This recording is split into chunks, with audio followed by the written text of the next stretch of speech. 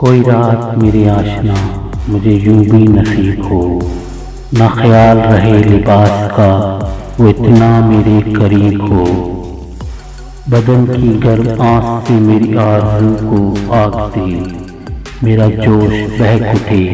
میرا حال بھی عجیب ہو، تیرے چاشنی وجود کا سارا رس میں نچوڑ لوں، پھر تو ہی میرا مرض ہو تو ہی میرا طبیب،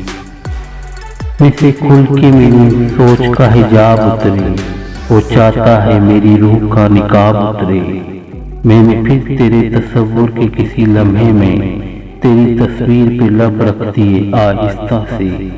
کون چھو کر انہیں گزرا کھلے جاتے ہیں، اتنے شرسار تو پہلے نہ تھے ہونٹوں کے گلاب۔